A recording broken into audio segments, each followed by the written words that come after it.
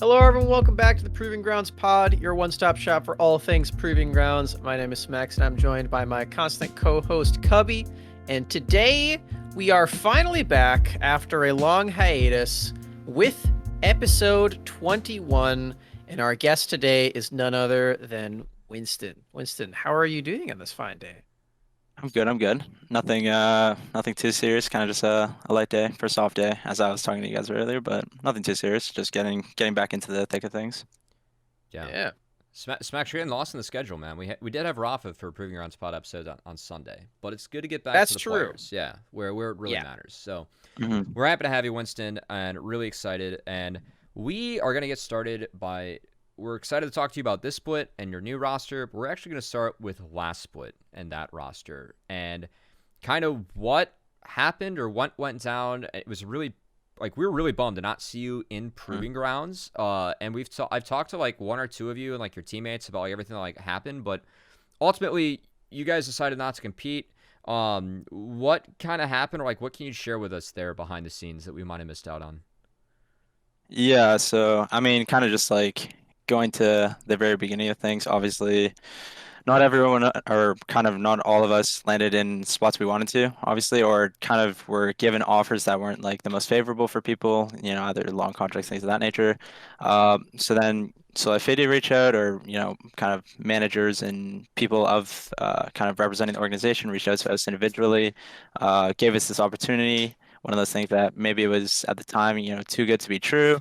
But it was kind of one of those things that even if it wasn't, it would give us, it was kind of like the perfect opportunity, and based off what it was kind of originally presented as, for all of us at our points in our career.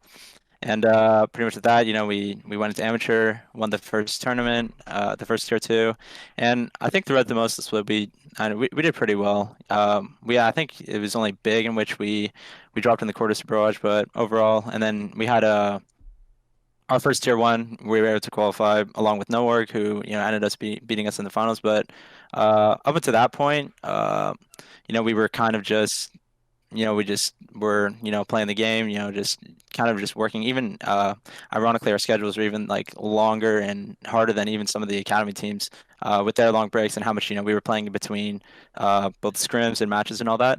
Yeah. So yeah, so that's kind of how the schedule broke down. And then kind of throughout that whole process, and it's kind of more known now, but originally, we were told different things, different processes in which we were, supposed to be getting paid our salaries. Those ended up not turning out to fruition for different reasons. We were pretty much the first. I mean, we were supposed to originally be paid monthly, which is kind of like how most esports orgs work, and pretty much with how that worked. Obviously, the first month didn't get the payments in which we were supposed to receive, and then that kind of continued. But because everyone still wanted to keep playing, it was one of those things where they're giving us reasons for why it's not happening. We're obviously there's going to be some skepticism because it's not the. I mean, it's also kind of like could be expected because it's the first time that numbers like this would be kind of presented in amateur, right? Yeah. So we kind of took it with a grain of salt, like they're figuring things out.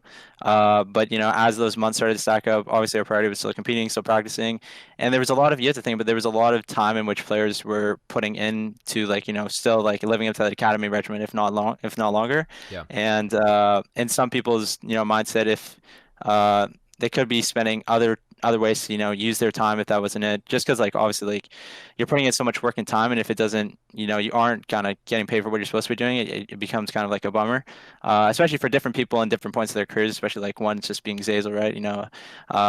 He could have done a lot more other things, and then that's kind of like the crossroad. And then after we qualified, after the tier one kind of made, or it was kind of the team's consensus where there was an ultimatum made to the org. We started to, incorporate Riot, get some more guidance and actually make sure that things kind of got along. Uh, and yeah, that's kind of what ended up becoming the decision. And because, we were still able to compete in the proving grounds, just, obviously not under the org and all that, if we so desired, but Yeah. it ended up because it was, the team's, or it ended up being the individual players' kind of spot. Overall, out of the five people, two staff, it was an overall, it was a majority vote, but overall, majority of people didn't feel the need to compete in Proving Grounds. Just with the amount, kind of what I was saying, the amount of practice we're going in, you want to obviously give a good showing and all that, and people just didn't, it wasn't kind of just like it was like the time, people would have to put into it. They just didn't see the value in it, and obviously, kind of moving forward, just kind of waiting for the next split, looking for other opportunities, and still kind of working on this case behind the scenes and waiting for kind of Proving Grounds to conclude was the decision. And yeah, obviously it was a pretty unfortunate case. Obviously I would have, at the end of the day, I just wanted to, play league, continue to compete, continue to improve and all that, Yeah. especially with a really good roster, right?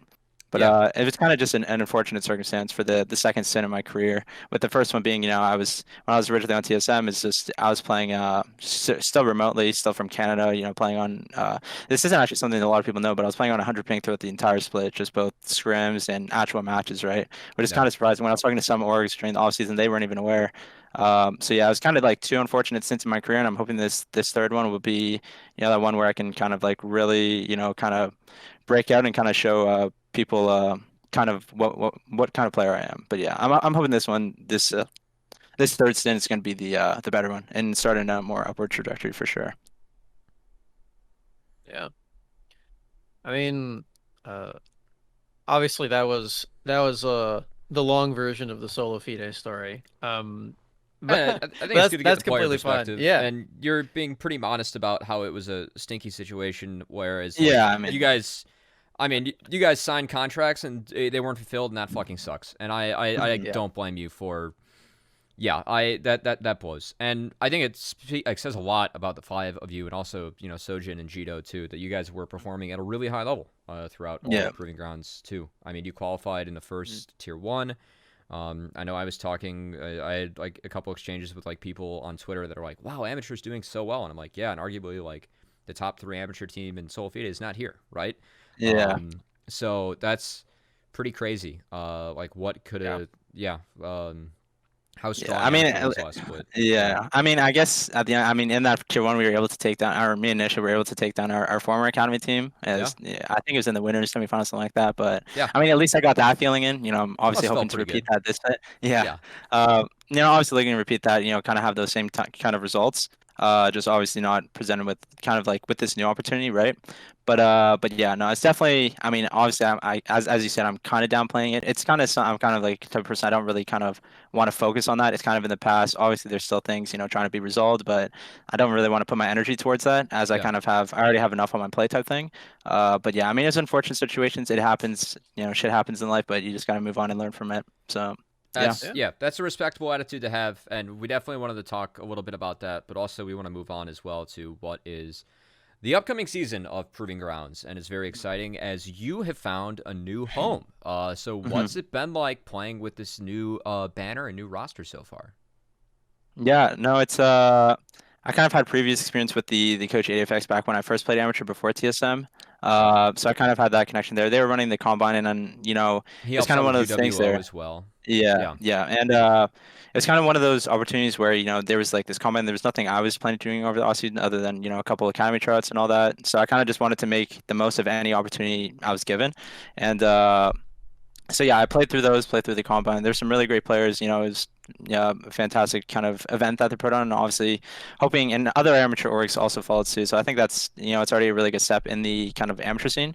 But yeah, no, when I was originally, when I heard Arrow was coming over, and originally he was supposed to be here as kind of like a coach, and then, he's a really talented player. He was really high on the Korean Challenger ladder, and he just, he still has that same drive. He still wants to be able to compete and, show, even though he wasn't presented the opportunities that, I strongly believe he deserved. He was overlooked, and obviously that's a lot of people in amateur, right? Mm-hmm. There's obviously just a finite number of positions, and it's all kind of about opportunity, being in the right place at the right time. In order to kind of get one of those like few positions, right? And unfortunately for him, that wasn't one. So the best opportunity that he had was, as a lot of people, directly compete in amateur and kind of and not only qualify Proving Grounds, but do really well.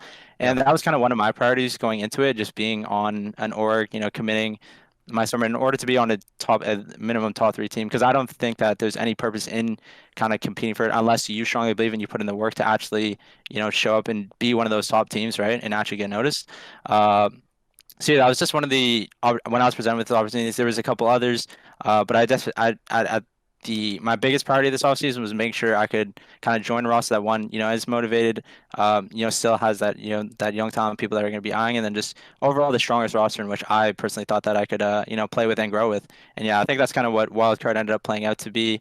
And yeah, no, down the line, kind of being able to play with my one of my better friends, if not my best friend in the whole kind of League of Legends space initiative. I have really long history. When I was originally on TSM, it wasn't the brightest kind of like due to scrim results and all that. But we've really grown together, and he's one of those people that I'll cherish. And I'm glad I have another opportunity to play with him. And he's another player that I can't believe he was also overlooked and not given any kind of position where he belongs. So yeah, he's a player that needs to prove himself, and he knows that, and he has that mindset and work ethic. Someone like Bradley, not a lot of people know because he didn't compete in the amateur space last split. And I mean, he's unbelievable being able to play with him. Kind of going into it, there was, other big names that, people were talking about. And I don't want to, kind of name them and like kind of discredit them and see, but there was a lot of, the other top amateur mids you would have thought that wildcard could have attained, but they thought that at the end of the day, at the consensus, a lot of the players and staff thought that Bradley was, the player that would really step up when it mattered and not only had, room to grow, but could grow to be, become one of the better mids, if not the best mid in Proving Grounds. And I think he's going to show that this split. I think when I originally knew him, I didn't know him much from solo queue, but he was able to acquire top 10 on the ladder. I thought he was I mean I thought he was originally mostly for his assassin play, kind of like the Akali's assassins, but Yeah. his control mages are really strong as well, which I thought was really impressive when I originally saw him. So yeah, I think we really work well together. I think we kind of already have natural chemistry.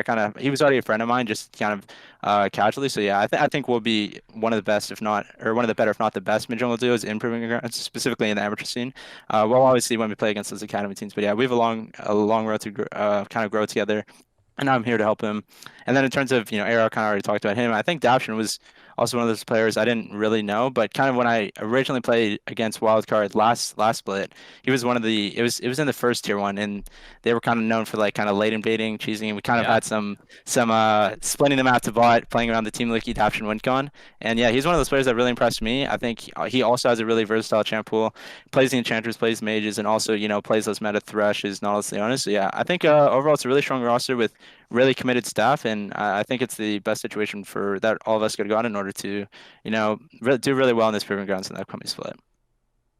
I'm inclined to agree with you. I know that Cubby and I have definitely placed your roster in our really high expectations going into the rest of the tournaments, and Challengers Uprising is right around the corner on Monday, so we're gonna get to see Yeah. you guys in action right there. We also got to see you play some of the games in the OQ, 5 of them total. You ended up beating Radiance, who did get in later on. So you're Yeah. gonna maybe get to play against them again. I don't know when the groups are gonna get drawn, but. hmm But yeah, I'm super pumped for this team. I know one thing you mentioned was that your previous stints on TSM and hmm SolaFide sort of Yeah. Oh, and ended. don't get me wrong. Also, just kind of, since I only briefly talked about it, I mean, my first stint in TSM when I was only a solo queue player. I acquired like top down the ladder, Yeah. went through various trials, got ended up getting the position, and the things I learned not only from the coaching staff there, specifically Peter Zhang, but the players. I was surrounded by some of the best players that I'll ever play against, and you'll see that now, right?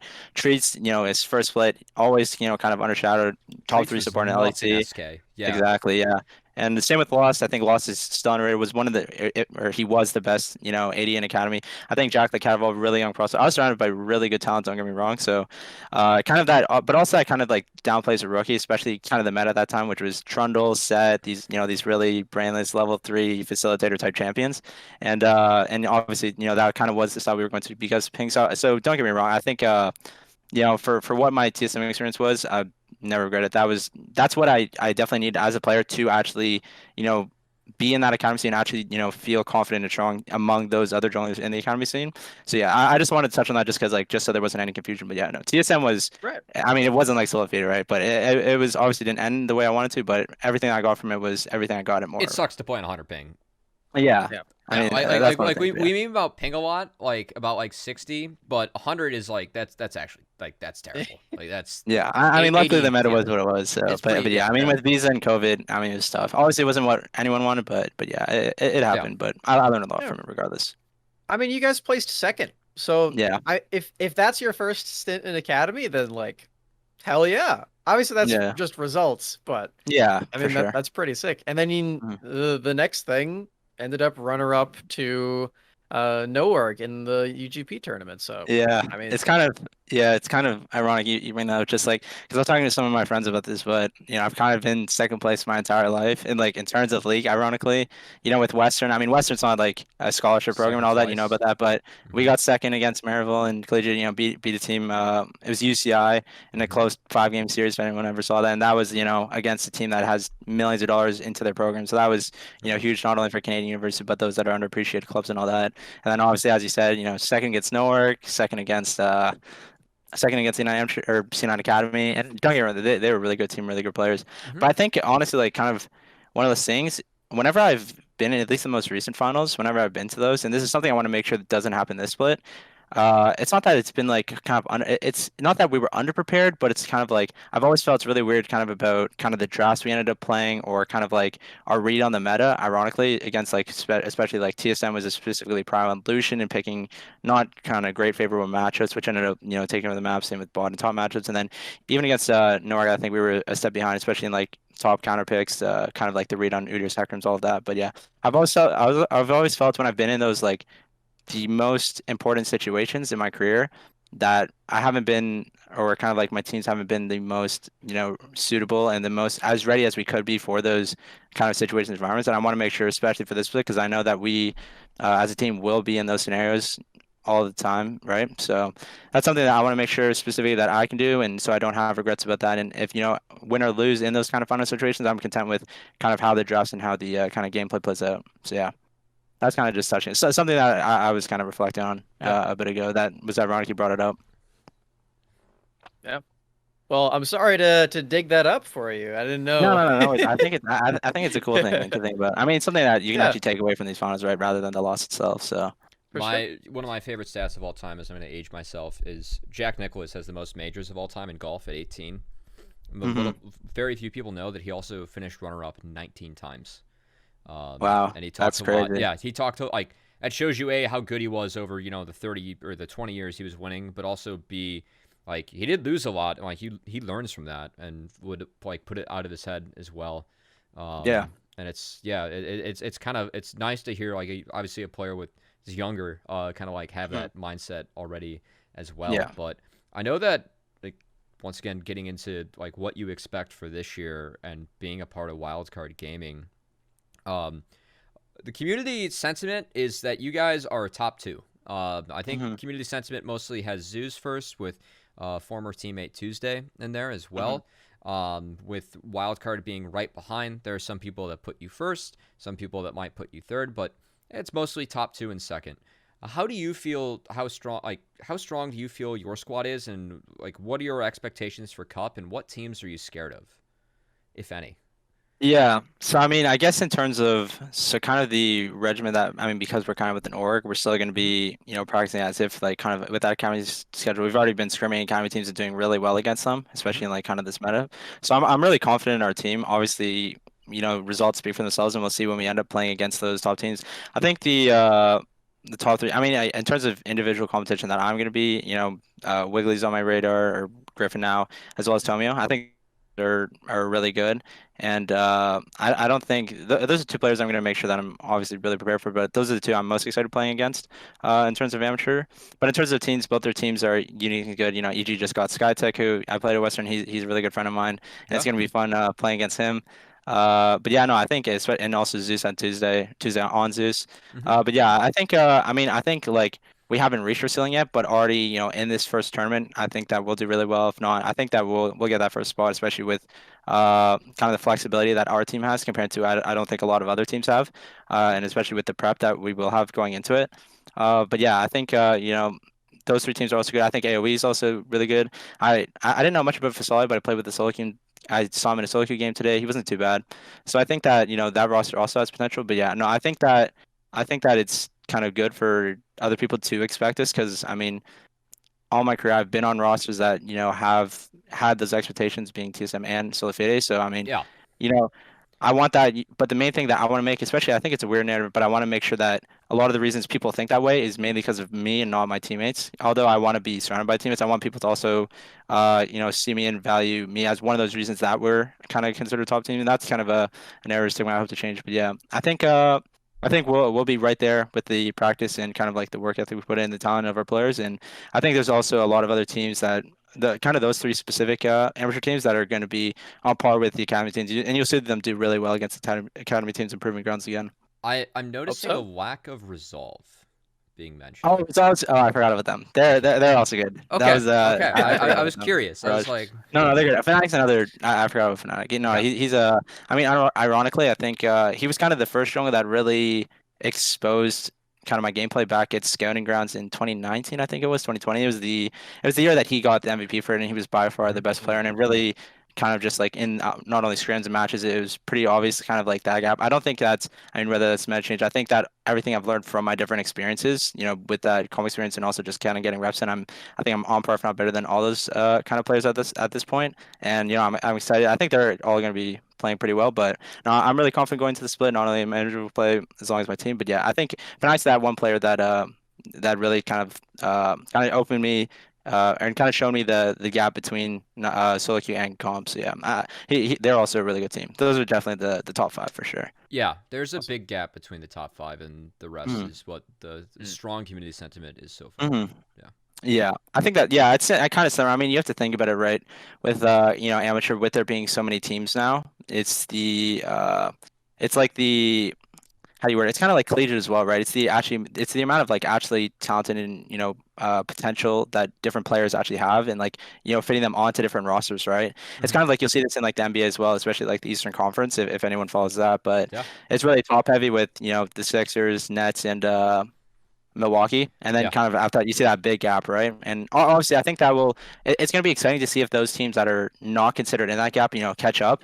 Because I think that they also have really talented players, whether, if, they can kind of bring it together either through practice or just more time together. Mhm. But yeah, obviously, I think like you're saying, I think the kind of top metric of amateur this split is kind of like solidified. But yeah, no, I'm excited to see kind of those teams be feel like, because it's always it's I've always found it like kind of a good feeling or motivating feeling, like kind of being that with having a target on your back, just having these people gun out for you, and kind of having that that extra chip on your shoulder in order to maintain that top spot, because it's really hard to stay on the top, especially kind of with the practice you're able to get, and that's why it's really good with being able to get camera practice and things like that nowadays.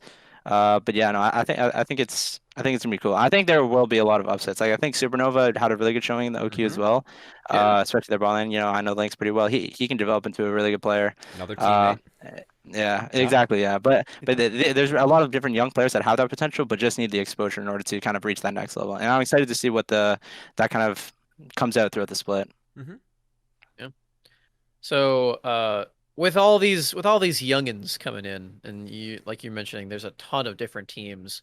Mhm. How well do you think that your teammate Arrow is going to do? Because he hasn't been in NA for a while, and we don't have a really good metric of how he's doing right now. But you with that inside look so far, Yeah, how close is Arrow to that just like Smurf on everybody, best right. player on the Rift LCK sort of player champion. that we got to see? Yeah, no, he's been there. I mean, LCS he's been LCS MVP, by MVP the as way. well, right? Yeah. P1. But yeah, I mean, in terms of Arrow as a player, I think there's two things that stick out from him compared to different 80s. I mean, Lost is kind of similar in this aspect, or compared to a lot of different 80s in the amateur scene currently. And I think one is kind of the angles and different ways he views the game and different ways he wants to play out the game. I think he kind of when I first started playing those kind of enhancer, enclosed enhancer, or whatever with him, I was really impressed by the different angles he saw, different fighting conditions he saw, and kind of different like kind of ways to play at the map specifically from his role that not a lot of other ADs will see. And he's kind of that AD that will live on the edge and look for those plays in order to see if they'll actually work, which I think is really admirable in AD, because he won't know until you actually encounter those situations. I think Tactical is another play like that, especially in solo queue. He'll go for these crazy plays, but obviously, in order to improve, you kind of have to see, test those limits and kind of see in those unstressful situations whether they'll, play it or not, right? So I think he's not only is it like kind of the angles and like kind of like how he views the game specifically in his champion's capabilities. I think also the way he kind of dissects the game in review and how he specifically analyzes his own gameplay. I've been really impressed by kind of the different ways in which he's kind of just in review, kind of he views that a play, how he views that a solution. Not only how he views it, how he's also able to communicate it with his teammates, especially, which I think is really good, especially for a player like Daption. I think Daption, he's a really strong player, but sometimes he's not kind of confident in his play, or sometimes he's not doesn't know if it's the right or wrong thing to do. Different trade patterns, different ways to move around the map, different ways to start and close out a fight. And I think Arrow's really good at kind of guiding him along with that and making sure he feels secure with his gameplay. And I think that's why they match out so well together. Because he's still a young player, really moldable player that will take his feedback and not only just accept it, but also kind of what's the word? Kind of like counteract it if actually think about it for himself and see like if there's something else that he has in mind, be like kind of bring up that idea rather than just because that's a really important thing, especially for rookies as well. It's not only just because you don't want to lose your own game because obviously everyone comes from solo queue before they've gone into pro scene, right? Yeah. And it's yeah, so I think that's really important, especially for rookies and like Daption, Bradley. Obviously, you don't want to be to the point, and I've been victim to this computer where you're, I'm trying to think of the right word, but it's kind of like deflect, you know what I mean, or kind of like undertake a situation because you don't view the same thing, or say, but this wouldn't have happened because if the draft was different, things like this. But yeah, I think those are the two big things that are really good about Arrow. Not only the way he communicates about different plays to his teammates, and kind of just how he sees the game and the different fighting gauges angles he sees. But yeah, no, he'll be. I'm confident he'll be the best AD at amateur for sure. Awesome. I would love it if LCS MVP Arrow was in the games that I'm casting. I am looking forward to it. So, Yeah. see if that one happens. I Curious would to see love how to many see it. Draven bans he draws throughout the split. Ooh, Just the keep counter. Draven. Yeah. Yeah. Yeah, just keep counter for Sips Draven bans. sip some water so he doesn't have to say anything about it. Okay, I see. That one's there. We'll see how it turns out. Not to say too much, but yeah, no, I mean he's like I said, a lot of flexibility with our team, so it'll make drafting pretty interesting. All right. So this is now the third team in a row that you've played on with Dokla. Mhm. And I know you said that he is one of your best friends in the scene. Did you guys look for this team or look for a team specifically together, or is this a third coincidence in a row? Yeah. So I mean, unironically, I'd say none of them are really coincidences. I mean, we're kind of both players where I mean, not only do we get along really well because it's kind of like how we view the game, it's kind of like one of those things where, after scrims we'll still be in kind of Discord calls, like, playing our own solo queue games, screen sharing for each other, things like that. I think it's just like his attitude. I've always been, the type of player who really likes grinders. Obviously, people who grind to the point where it's, beneficial, not to the point to just get it done, right? Yeah. But yeah, no, I think he really values the time he puts into solo queue really well. He's not kind of just in it for just kind of like the LP points like that, but he really he plays solo queue, and when he doesn't learn something from a solo queue game, he gets like I mean, frustration is not the right word, but it's like, what did I actually gain out of this? I think that's a really good mindset to have, and that's something that's always made me want to play with him. So yeah, I think he's just a growing player, really underappreciated talent, and just kind of the chemistry we have is like really good, and the way he kind of talks to me about the game. But yeah, kind of going into the off season, obviously, with SolaFide probably not being the kind of situation we've been in, he was obviously looking for academy opportunities, Yeah. and kind of when that didn't play for both of us. It was one of those things where I mean, we had a long talk about this, but he had also different amateur offers as well, ones that would have been more lucrative, things like that, if that was his intention. But, just through the long talks with me and some of his former teammates, it's like, obviously the priority for any player that's trying to get to the Academy LCS is performing improving guns, having that direct connection against those players, and also having valuable practice with the roster that, because not only can you, these academies like, scram amateur teams, but also they, from the academy perspective, they want to see it as valuable practice for them, right? So they don't want to go into it going, 15-minute stomps, not learning anything from it. They want to make sure that they're both teams obviously want to make sure that they're getting value out of the different practices. Yeah. And then a big thing specifically for Nishib in joining Wildcard was not many people might know this since he was Wild, but he played up with Arrow on Optic. Yep. Oh, yeah. So yeah, so that's one of he had long conversations with Arrow, and yeah, so that was like the main things for Nisha, which I really admire in him, that he's in it for kind of being able to perform on the high stage of the highest level as well as get that valuable practice in so he can continue to grow as a player. So yeah, kind of when we were both approached, Arrow being a player that would be playing an amateur, that was just a really attractive thing for both of us, and more so him than me. So yeah, those were big things that ended up leading to us kind of joining this, and but yeah. Awesome. Some pre-built synergy from multiple different roles. It's going to be exciting for Wildcard. We already thought you guys were going to be good, but connecting all the dots now, it's gonna be a great split for you guys. Yeah. Oh yeah. That's the intent for sure. Yeah. So I'm kind of curious because you mentioned the Maryville Combine and then how you wish that more amateur teams and collegiate teams would do that. Obviously, Wildcard had a huge combine as well, with like 130 plus people. What for you is like the big things that you as a player take away from those combines? And like how does that change you like moving forward out of like going through a process like that? Whether or not you get picked up by the team. Obviously, in this case, you ended up landing on the Wildcards. They say they have 2 equal rosters, but I'd say first roster, right? Like, what do you kind of take away from a combine, and like, what value do you think it provides players, more specifically you as well? Yeah, I think combines are super important. I've only ever played in, I mean, besides like kind of like different tryouts and things, I've only really Yeah. played in like 2, which happened over a long span, and that was the TSM one and as well as the wildcard one.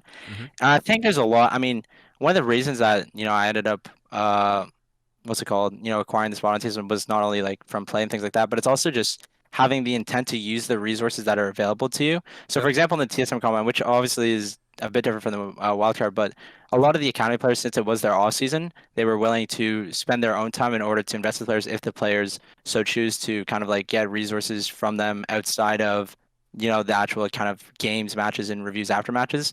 Yep. So like specifically with me and Ming, or speak as many people might know, but Mm-hmm. he I mean I was surprised about this too, but he was really willing. We'd spend multiple hours after kind of every day for over that week just kind of reviewing different games, reviewing different VODs, and kind of just like bouncing ideas back and forth about kind of what he thinks about the game. And that was really valuable for me. And that was kind of just being able to use the resources that are available to you and use the opportunities that not a lot of people can say that they get them, and not kind of like undermine them or like, oh, this isn't where I want to be, but more so this is I can use this to the best of my ability to continue to improve and wait for that opportunity. So that was kind of going into it for me for the wildcard thing. I was able to get some games in kind of like, and also kind of just talking and playing with different players and things of that nature. I think it's really important, obviously, just kind of getting a read for players because you don't really know them until you directly play with them, talk to them, kind of feel them out as different players. So kind of just getting a read for not only players that I could potentially be playing with, but people I'm most likely going to be playing against in the amateur scene. I think is really valuable, kind of like seeing how their mindset in terms of the game. But yeah, I think there's a lot of things that people can take away from the combine outside of just the specific reps and being there to show off. And I think like things like showing a willingness to improve and willingness to that you have that potential and that drive is really important. I think that's something that a lot of orgs do look at. As you saw, like for example, I think Peter Dunn was here. Someone showed me this, but Peter Dunn was talking about kind of the SkyTech pickup, right? And how he's because he has that willingness to prove, he sees that potential in him. He might not be the best support right now, but because he kind of sees that potential that a player like that has and a willingness to improve and kind of just like kind of that unique play style that a player already has and mindset in the game, that's something that can land you in a really favorable spot in which you can, really grow, right? So I think I think that's something that people need to start taking advantage more. It's just taking advantage not only of the opportunity but the resources that are provided with that opportunity. I think are all really important in order to grow and kind of land where you want to be. Yeah, I mean you can say that about any opportunity that you're presented, right? Yeah, just taking for sure. advantage I of mean, it applies to anything in front life. of you. Yeah. Yeah, that's good to hear. I know that like I'm kind of curious like about your thoughts too, because there was a pretty big discussion on Twitter between notably Peter Dunn and LS as well about amateur rosters and how none of the LCS teams made it through in the first set. The first set, right? The first day. Now, I know that from our perspective, Smax was the one who brought it up, it was brought up because it's an interesting storyline, and like we're not doing for our sure. job if it's not brought up, right? Yeah, for sure. And then But- the next day, all 6 of them made it. Also. Yeah. Yeah. But I'm kind of curious, like, what your perspective on that is, because for me, like, I view the third LCS teams as like that's a feeder team, and just because Mhm. you're not taking necessarily the best player on the Rift right now, if you're the best by the end of the split, when EG has 2 teams in top Yeah. 6 of Proving Grounds, can't really argue with what they're doing, right? Right, yeah. And so I'm kind of curious, like, because you obviously come from TSM and bigger orgs, like kind of like what your, like, if you have like any opinion or like what your view on the situation would be. Yeah, I mean, obviously, like as a lot of people would say, and as we were kind of talking about the power ranks before, there was only that one team that was most likely, and that was EGP. Among those other, I mean, Golden Guardians doesn't, I wouldn't count, right? Yeah, 'Cause, I mean, they're an obviously they're academy team. protected, but they're an academy team, right? Mhm. But I mean, you see a lot of these players, and not only do they have young faces who don't have a lot of competitive experience, kind of outside the ones that played last split, but they kind of are here, like different players are in amateur for different what's the right word? Kind of perspective, or kind of for different reasons, right? Obviously, like players like Arrow, me, Nish. I mean, I think it's also ironically weird stigma around me being a vet when I've only really played that, one split. But I Yeah. think a lot of players are in amateur for different reasons, right? Either it's the best opportunity you get at the time in order to directly prove yourself and kind of show those who didn't value you highly what your potential is and what you can do against those that they took for their academy spots, or you have Yeah. players like from amateur that are being directly taken from solo queue, and it's a directly being dropped into academy where they're in a more stressful and more competitive environment. They're kind of given this opportunity where they can learn and be given that year-long process in order to compete in the amateur space and not compete against as high competition, right? So with those kind of like LCS teams, I mean, a lot of the LCS orgs, I mean, I don't know. I mean, that begins a whole controversial debate about kind of age and all that, kind of how that plays a role in picking up those players on different teams. Oh man. Yeah, that's something. But yeah, I mean, as you kind of saw, like I mean, this wouldn't even have been a debate if kind of the OQ was all on one day and you had those teams who lost, who didn't qualify, then they played the next series. I'm pretty sure they all had pretty clean series on the next day, right? Yeah. For the most So part, yeah. So that kind of just shows that. I mean, obviously it's a debate, and it's kind of like what those different orgs value, right? Academy. I mean, I think IMT even said this in their video that they picked up players directly in order to kind of give their main team, valuable practice and kind of more draft flexibility, things like that, right? So then you have really strong players, and then they can directly help with that. But I don't think it'll ever be an intention for that LCS teams, amateur teams, to scrim against the LCS team, right? So you have those different things where you aren't specifically. I mean, also it's like I was saying, there is a limit to kind of those players that are at that level, And the right? talent. Yeah. But I think, yeah, exactly. But I think what most of the, I mean, I think what all the amateur teams have done and the ones that have chosen to go into the space are pretty valuable, and I wouldn't discredit any of them. And like even like a good one, I mean, directly like if you go back to a year ago before like a player like Tomio was picked up, he was kind of just like a rank card, one trick in solo queue. He ended up getting connections, and I think by the end of the split, like with that being in that environment, being with kind of players that really motivated, like he really grew as a player. It's And really good. I'm gonna be excited to play against a player like them, who I think is also a top one along with the other ones. But yeah, I think that, I mean, they've shown, I mean, even like Shiro, for example, right, that he's right into the LCS space based off kind of what he showed. So I think these amateur teams and their approaches that they take to it are pretty valuable.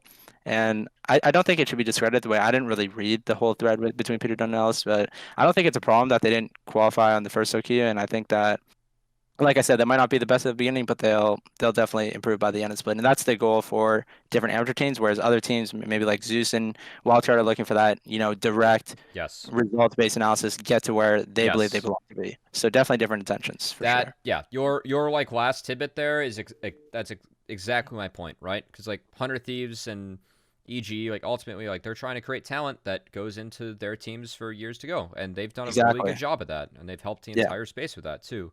Whereas like your team, you guys want to win everything now. Like Mhm. you're an average team looking for that push, and it's great to have those different goals.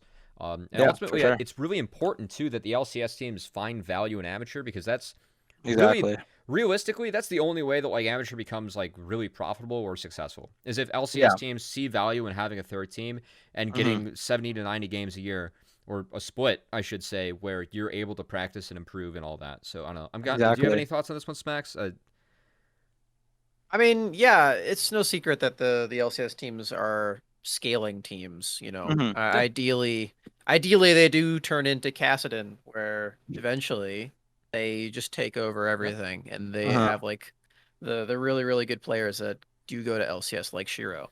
I think it's I think the best example obviously is last year's 100 Thieves Next, right? Hmm. Where they had Tenacity, Ken VMS or NXI, Copy, Yon, All like players that end up and making into Hooks. academy. Yeah, all of them. Hmm. Like that's so cool. And I think that everyone is trying to do that.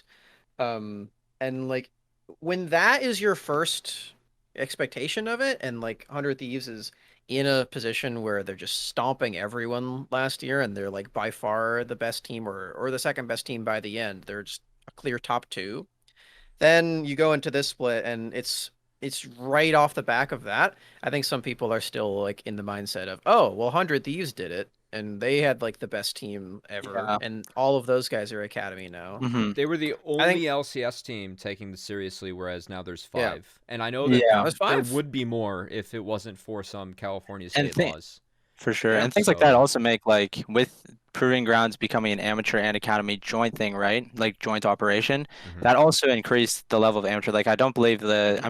I mean I'm friends with all those guys, but I'm pretty sure that 100x split of amateur wasn't as competitive as this year has been. Oh No, God, no. Yeah. Because of definitely that not. joint. So that's something you have to keep in mind as well. Yep. And then just even something that, I remember like back on SolaFide because we were, a really experienced team with Hmm. competing against these amateur teams, obviously people didn't really appreciate, just getting their shit stomped or, like, I mean, to say it bluntly, I mean, I'm not saying that we were, we're doing that to every team, but there Yeah. were a lot of different teams, but you also have to value, like, not only do those teams get to kind of like directly play against that in a competitive, in official matches, right?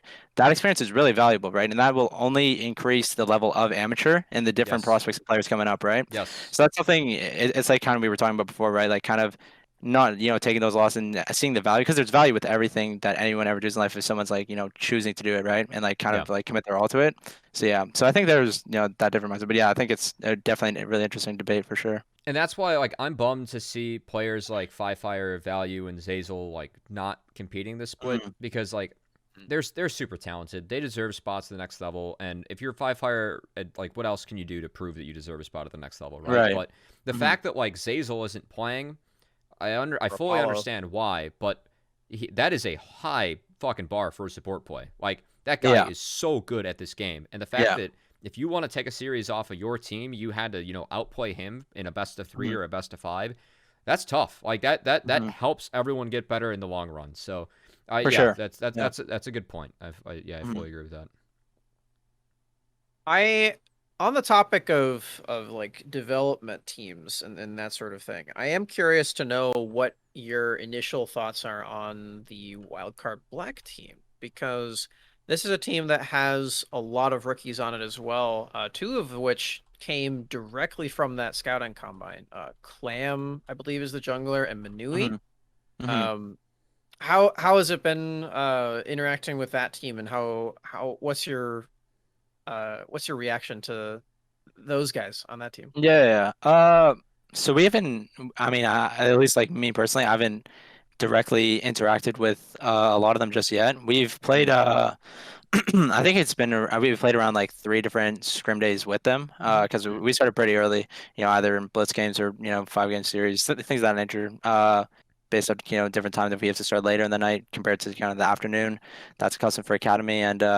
Yeah, I think they're. I mean, I think like a lot of people were saying, they're definitely going to be a really underappreciated team until they prove themselves, which I think that they will prove themselves. Like I think they will easily be kind of like just below that upper echelon, but they can easily crack that top 5, top 6 type of thing by the second tier one. I think they'll do or tier 2. I don't know how. What I think it's still tier 2, tier 1s, but the cups and things of this nature. But yeah, I think they'll be really good, and they'll definitely be one of those dark horses that not a lot of people will have highly of, but they'll definitely take games off the projected top 5 teams, things of that nature. Because not only do they have, I think I mean I think they're all players. They're not all players, but they're kind of interesting. Like for example, like Quacker. I didn't think he was. At the beginning of the split, I didn't think he was that good. Because they were doing that. Shen split map off type stuff. Yeah, he was Ban on Darius. Renekton He's duty. not. Yeah. By the end of the split, yeah. Things like banning Yeah. his Darius, one trick, things like this. But I think by the end of the split, just seeing him more in solo queue, I think he became and has become a really good player. He had I 2 think accounts he'll. top 100. Yeah, no, Yeah. I think the effort he's putting in, he'll be a really good player, and he'll be along with the top tops in amateur this coming split. I think also, yeah, they have a lot of potential. Obviously, I think they have a lot of room to grow because they don't have that experience, but because they have kind of like good coaching staff and good resources around them in order for them to improve, and as long as they have that work ethic to improve, I think they'll be really good. And yeah, they'll be really good. And yeah, they're a really valuable scrum partner in order if we need to do things in-house or just have more orchestrated things. But yeah, they'll be one of the better teams in amateur for sure. Awesome. I know it leads I had a into. fun time casting those. Yeah. It was really good. I know The too, new had some Snacks. pop off games. Yeah, no, yeah. I mean, there's definitely some diamonds in the rough on that roster. And I excited to see what they do with it for sure. I know that the bot lane came from their dev team actually, from Upsurge Oh, okay. as well. But I'm curious because Specs, I don't want to steal your thunder, but this kind of leads into your other question that you had about format for this upcoming split. Yes. So I am curious to get a player perspective on this because I think that like in the last split, I don't want to get too cocky over my head here. We talked to a lot of players from Academy and Amateur, and they all gave us their honest opinions on the format, and the format changed for the better. And I think that this played a little bit of a role in that. Obviously, it's not just us. Like anyone could have went to Riot and been like, "Hey, why the fuck is Academy only playing 9 games? We talked about by 4 now." But I'm kind of curious. Go Smacks. I don't want to steal your thunder. No, we can ego out. Yeah, we know they listen to this just a every little bit, time. just a little bit. Hi, Yeah. Whoopley. Hi, Trinity. Hi.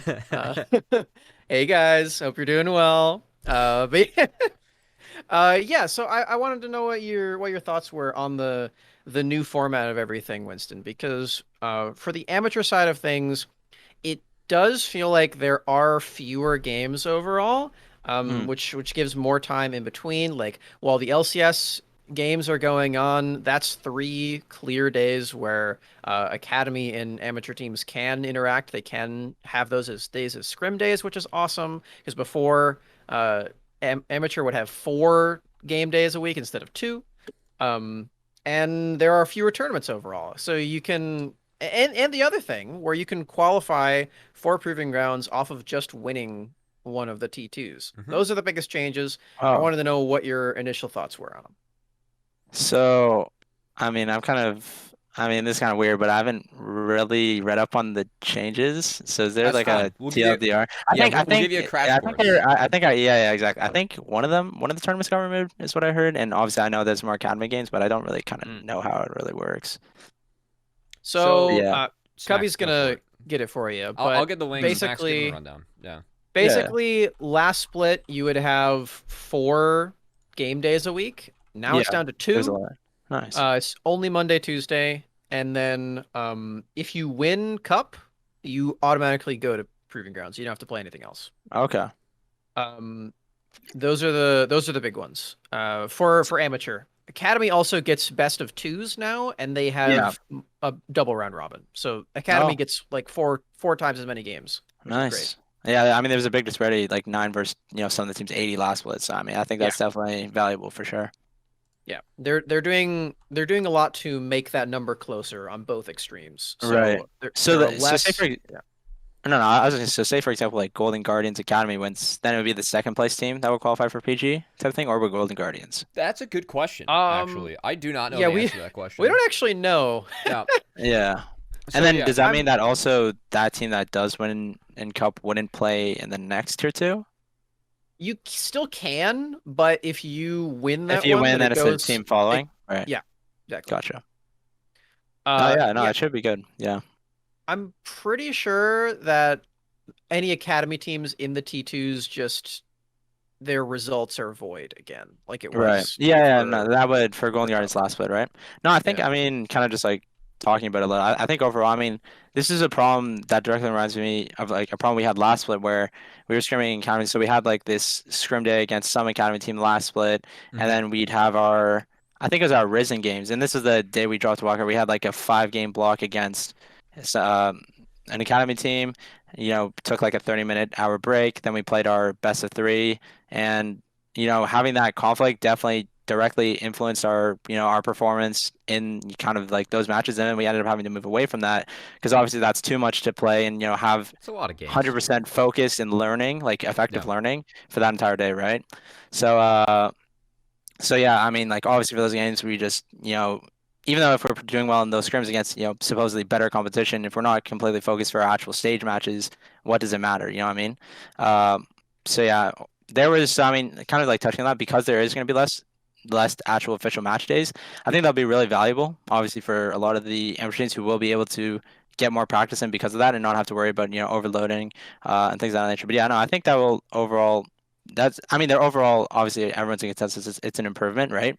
But yeah, I think it'll only level up with amateur teams and academy teams because not only will the academy teams get more, actual stage matches, official matches, but the amateur teams will also, the ones that just choose to kind of like use that time in order to commit, in order to improve as teams, will get more effective learning and will overall be more and better prepared for those matches. And because it's fewer matches, they'll have more value, right? So yeah. I think overall it'll be really good. Okay, I know that like the big complaints that we had from amateur teams, because like the academy one's easy. It's like we only play 9 games, so yeah, I mean times that by 4, right? We're good to go. Yeah. Yeah. But I know that like for the amateur teams, like it was if you were in a slump or you were going to finals every tournament, you had no time to practice outside of stage games, and that's very much what happened the previous split. Oh yeah. Rounds where like you were playing in like the academy ecosystem and so I think that with this, that's finally like we're actually going to be able to see teams prep and scrim and like get out of a rut if they get in a rut. Because if you got in a rut during last split, you were doomed. Like because you had to play out those games on stage. Like it's just too many games, right? We saw that happen to a couple teams throughout the split because they were playing 90 games, like quite literally. I mean, I remember even like our first tournament, like kind of like how you're speaking about that, like the carryover from Risen finals to Big was like a day, if not even, it was something really. Yeah, exactly, right. And I think we ended up making it alive, but it's like it's one of those things where it's like you mentally finished like this goal, which was, all your effort and focus was on this one tournament, right? Outside of practice and all that. And then you're mentally, it's not even like kind of physically playing because a lot of, at the end of the day, a lot of league players play league almost every day, if not every other day, and get in multiple reps. So it's not really about the reps, but it's also just changing your mind process. Like I've completed this goal, not only did I win this goal, I completed this goal to the highest level. Now I need to mentally and immediately shift my mindset in order to a new competition. And I think obviously a lot of, I mean, even for us, I don't even think we did that, like that's something that's hard to do, you know what I mean? Like really take the next thing seriously because like you're still coming off like the dopamine from the last event, right? So yeah, no, I mean, obviously with the flexibility and, more space that you guys were talking about, that should be overall a completely better change for sure. I didn't even realize that was one of the things that they did, but you're completely right. The finals of any given tournament will happen on Tuesday, and then the next tournament doesn't start until Monday. So you have 6 days instead of 1. Oh, yeah, that's really good. No, for instead sure. of 0. Instead of 0. To be fair, the 0 for broadcast talent, that was great because like, it's kind of like a job, I like mean a more, full-time job. That's awesome for you guys. I love that for sure. So this is not a good change for me, but definitely good for the ecosystem. Right. Like, No, I mean, needed like for the ecosystem for sure. Yeah, I was just because it's like when it finals, maybe you want to celebrate, maybe you want to, I mean, obviously COVID and all that, so it's maybe really to that stream, but like kind of doing exactly just, I mean, kind of just doing anything, for like a little bit of period of time before you have to refocus and re-energize for the next thing, right? But obviously with those breaks now, I'm sure it'll be really good, for sure. Yeah. Obviously, but I mean, I guess like at least for like the amateur guys, because I mean, I remember I think you guys said this on some podcast. I think it was your own, maybe it was a while ago. You were talking about how like with proving grounds being more incorporated with the academy, it's kind of like your guys' own proving grounds, where it's like you're able to show off your broadcast talent, right, and get to where you guys think you belong, and because obviously like finite positions and all that, right? So I mean, I don't know how that'll affect you guys, but I mean, overall, like because I think a lot of you guys also contribute onto the academy cast, right? So hopefully that gives also more opportunities in that front, right? In order to cast on kind of both fronts. Yeah. And I think that overall, I mean, I don't know how do you guys do that change, and how do you think that's going to affect you guys? Ooh, now we're the guests. I like this. I like. Go Smacks. First of all, very kind. Thank you for for considering Out the us for this. turntables. I did not expect this to come, but anyway, I'm joking.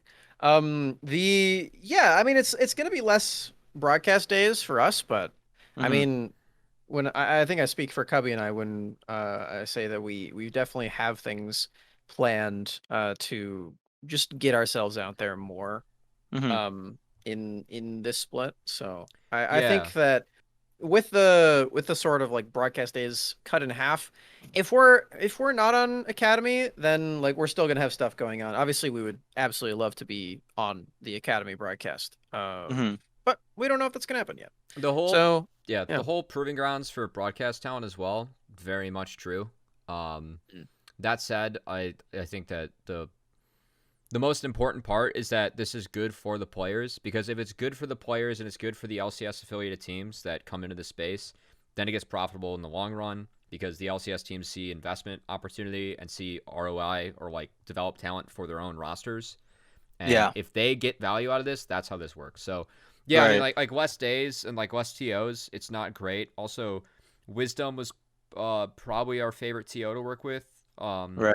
In terms of like rates and just all that. Mhm. We get to work with Degon. That was sick. And so like them being out is like, that's a little bit of a bummer for us, Right. for anyone that's like gunning for that spot. But that's not the important part for us. The important part is that like Mhm. we make sure like the players develop and get better, and like we can actually say in 3 years that we have NA talent that we started developing down here. Because if that Yeah. happens, then this ecosystem sticks around. And it's It's important successful, because right? like as you mentioned, like the fact that it's now melded with Academy, all of a sudden a player like Alorum, he has good reason to play down here with a good roster and show that he is Yeah. still amazingly talented. Because Mhm. whereas beforehand, if you're not in the Academy ecosystem and you're a player like Yeah. Alorum or Zazel, why would you compete? Like that's Yeah. that's If you're being that's real, for sure. yeah. And so I mean, yeah, the important part is that like we make this as competitive as possible for the teams and the players, and if that works, then it helps out everyone. So this is a step in the right. right direction. So, Awesome. Yeah. We do it because we like it, and we do shows like this because we want to make sure that players like you who are really good get to talk, and people get to listen to that. So yeah. Yeah. No, I mean, I appreciate the platform. It's awesome. It's a good listen for sure. well, Yeah. thank you. This is so kind. See, guys, all you got to do to get on the show is just compliment us enough, and then I'm just kidding. You don't even have to play League. Yep. That's what we did with Rafa's episode. Anyway. True. Yeah, so I mean it's good to hear that you're feeling optimistic about the changes and everything. I didn't even realize that biggest thing that you mentioned, the turnover between tournaments. That's a really big deal. I can't believe I didn't Yeah. think about 6 that. days compared to 0 days. I mean, like that's why Barrage had to play 2 best-of-5s back-to-back for Cup, and then they had to play a best-of-3 for their lives in the Tier 1. That Yeah. Egypt, Tier like one. that's Yeah. like that's dumb. And C9 had been preparing that for like months, right? Yes, The first and one? they got 'Cause 10 they were free out. games of data, where Yeah, Barrage just is really review. pushed to their limits. Yeah. Yeah. For sure. So, Yeah. It should equal out the playing field for sure. yeah, I mean, I think it's gonna put like you talked a lot about like prep and like all the work that goes into like scrims and all that. I think it's gonna put a lot more emphasis on the process of improving, and if you're able to do that, because beforehand we got to see every single game that went into that process, and you always had to like perform on the stage because there was 0 days break between the tournaments. But now we can see changes, like if a pick doesn't work out or a new pick comes in the meta, you might have 6 days to work on it, which is humongous. For sure. I mean, that is Mhm. such a big difference. Also, I think I think Tournament Realm or TR is going to be a thing, which is huge, which means that the patch I won't think so. change mid-tournament. I don't want to speak out of my ass on that one, but Mhm. Oh, Is that gonna be One- for one- Cup or? I don't I know, because the think- tournaments are over 3 weeks now, so they need TR, Yeah. Well- or else the patch changes. Yeah. well, Cubby, I think they are because all of the games are being played on the Academy channel. I'm pretty sure So you that's think they're gonna why. have TR. I'm 'Cause, pretty well, sure we that's had that's games why in the they do Academy it. channel last year without TR. TR wasn't introduced until I guess that's true. UGP. They also did it for CLOL, I guess. Well, Yeah, I mean that's gonna be. I mean, with the things that Riot are doing in the jungle, if it's something like Rumble Morgana buffs 2.0 comes out, I mean, I think I read that Nautilus is maybe like the new one that's being added. Like, all Oh, these let's new go. champions. Hey, Nautilus Which was originally meant to be a jungler when he came out. was he? Yes, he was. I think he was playing in the jungle I back when think there was his like purple champ smite and all that. spotlight was jungle. Okay, I'm yeah. I pretty mean, sure. yeah. I mean, I play some support. Ironically, just like kind of like for fun. It's kind of like a relaxing role. It's kind of like similar to jungle, just knowing where you need to be on the map at the right time. But Yeah. I mean, hopefully that honest practice. I mean, carries over if it ends up coming alive. But yeah, I mean, it'll be interesting. But yeah, with the changes that Riot are making in terms of, I mean, to fulfill competitive like integrity to its like utmost, right? Like obviously. Something like that would be whether Riot will do the TR thing. I'm not too sure. I mean, we've had TR accounts since like the beginning of SolaFide. We still have them. We still use them, but That's actually I don't know if huge. ever That was a them. big Yeah. change as well that Riot made. Whereas Mhm. if you are competing in Proving Grounds ecosystem, you get TR accounts. That is Mhm. huge. It's awesome. Love if they could saw some of those with the casters, so I could sit in some of those lobbies as well. I promise I do Yeah. not leak things. So Yep. yeah, but All right. Well, as we're sort of getting to about an hour on the show, I have a couple more questions about the sort of the Proving Grounds stuff as a whole and the teams that are going to be in. And then after that we'll be about wrapped here. But one thing I'm really curious about from your perspective, I know it's super early in this split. I mean, technically the split hasn't even started yet. But I wanted to ask, how strong do you think the Proving Grounds teams are compared to last split? And do you think that it's likely that Amateur wins again? And this okay. And in terms of proving that's including Academy as well, right? For that one, yeah. Yeah. I think I mean in terms of the changes that a lot of the Acad teams made, I think it was mainly just IMT, right? As well as TSM. And Golden Guardians did too. EG Right, with also us. Oh, the and EG. Team Nuke Oh, and They've Shoryu got with the Team Nuke. Visa. Right. Yeah. Right, Those are right. Yeah, all I the mean, ones that these are are announced so far. It's a blower Right. for Shoryu for sure, but also Team Yeah, Nuke yeah. probably deserves an Academy spot. as well, Yeah, so, for yeah. sure. Yeah, I think I mean one like obviously the biggest difference in which is the most notable is IMT, right? Picking up two from the reigning no work. I mean I think they'll and then I was able to I played some scrims with them. I think that their team's really talented and I think that what's it called? I mean they're gonna be a top team for sure. They yeah, just kind of like picking some of their minds and like talking about their mindset. Where they ended up wasn't where they were contending with Indian. They had a really close series against 100, so they'll definitely be Yeah. a top team in Proving Grounds for sure with that change. And especially like getting practice with LCS orgs, and a lot of teams will. In terms of Golden Guardians, I mean, I mean, I saw that they did drop a game to some piss random team, but I think it was like a kind of Okay. joke, Okay. like cinnamon bread stuff or something. Cinnamon bread. I'm telling you, man, he's pretty good. He was Okay. so Cinnamon Bread is 17, and Yeah. his support was 15. And Wow. yeah, they took a game off. Cinnamon GGA. Bread It's pretty impressive was from those kids. Pretty good. I would say if you find him in solo queue, you should Interesting. expect some big things. I've never seen him, but I will. Me I either. will be. I will be looking for him. But yeah, I mean, I guess against I didn't really watch the series. Did they throw it or was it like Yeah, kind of they like definitely yeah. go They for it. did throw it. Yeah. They did throw it. I would say, I mean, not to like discredit them, but I think that is like when you start to play these OQs, and I think this is also something that's happened in the Valorant scene too, because I think they had to. I don't follow it too closely, but I remember seeing a video where Sentinels, which is one of those top Valorant teams, were they're having to play these OQs and they're playing against these randoms as well. They dropped games. Yeah, and I think there was like they were intentionally doing like strats that aren't supposed to be that are more for the viewer's sake rather than for the. So that's kind of like a mindset that I think a lot of people have, especially with OQs, where you aren't playing against the competition, which I mean, it's not like you kind of have that you overlook them, but you kind of have this thing where you're winning the game, you're having fun with it. Maybe you get an ace at 15 minutes, and then you just assume the game's over. You don't go through the right processes in order to actually win the game. You build And then you build Master's Master's Tooth on Bully Bear. Yeah, I mean, I mean, now it's just having fun for the fans, and I mean, I can respect that. I mean, they ended up closing the deal, so I mean, that's the other two games were not close. Yeah, for sure. I respect that. I mean, that's interesting, but I think they'll with Nas and Newbie, obviously they have that LCS experience, so they should be good. Whether if not, they will. I think they have like I'm good friends with Yummy. He's a really talented person too. He's really humble too, so he's kind of like the Jojo Pions of the world where. He has a lot of potential for sure, and I'm sure like with more time he'll improve. So I think they'll be good. And obviously I think Prison was a big stand last foot as well. Yeah. So that was a change. EG, I think obviously Team Luke. I think they'll also be with more team with more. I think the big thing, especially for Jojo Beyond and Tony Top, to get more experience, and with those more reds with more games, they'll be better than they were, and they were already a top team. And then what was that last team you said made changes? Other than MTGG and TSM has TSM. Hyper now. Yeah, that'll be an interesting one because I mean we've played against them. They just started scrimming up. That's an interesting dynamic with the two mids. I don't know what they'll do with that.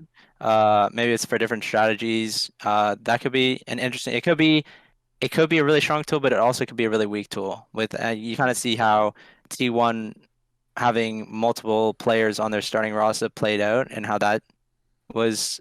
I think overall, as a consensus, it wasn't really good for the players, and the players like Faker felt like they were always pressured and there was always stress and like someone behind their back ready to take their job. I don't know, maybe that might be untrue, but I think I read that.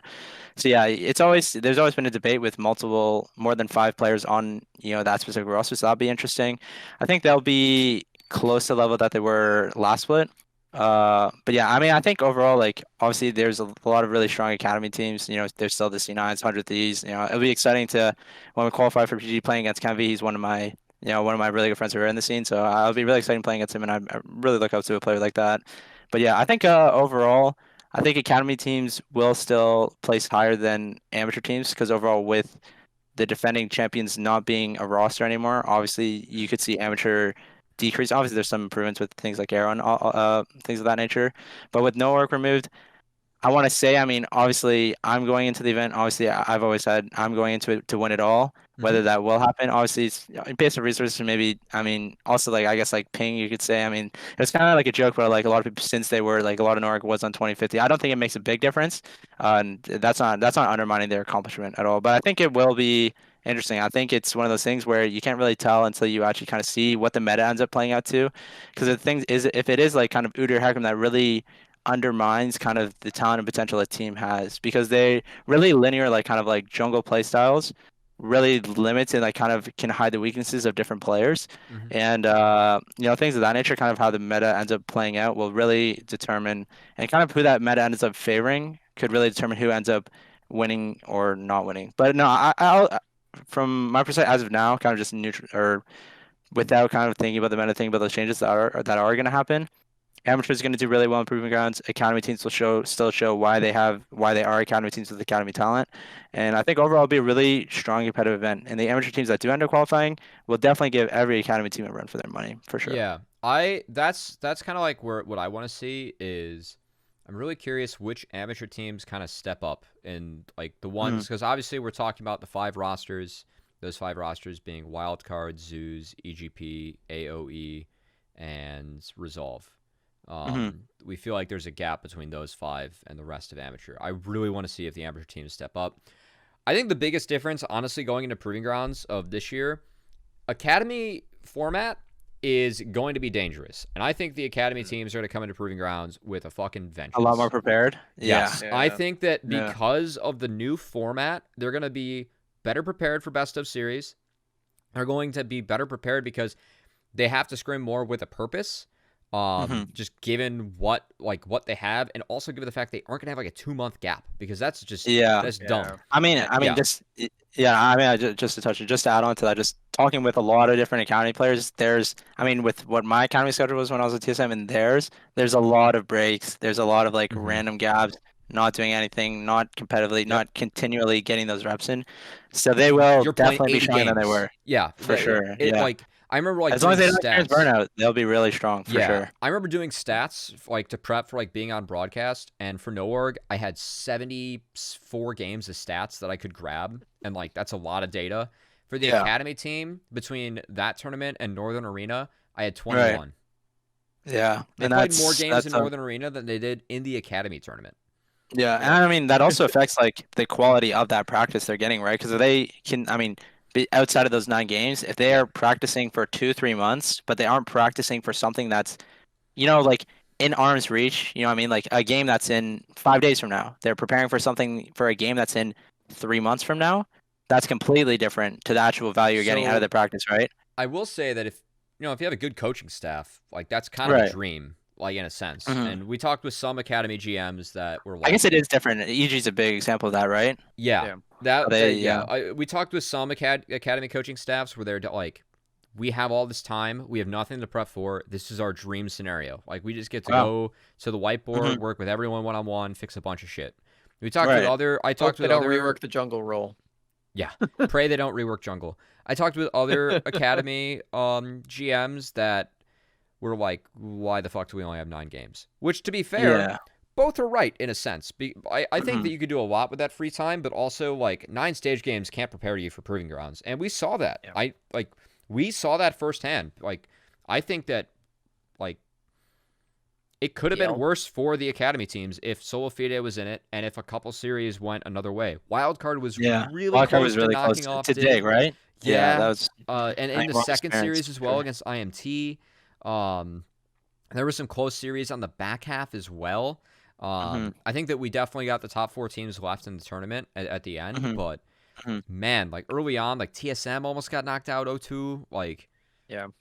oh no, Well, never TL mind. as No, no, no. well. Yeah, they played I mean, Dig TL, Magnus, yeah. but yeah, TL did get Team knocked Liquid out 0-2. went That was a 0-4. huge surprise, but Yeah.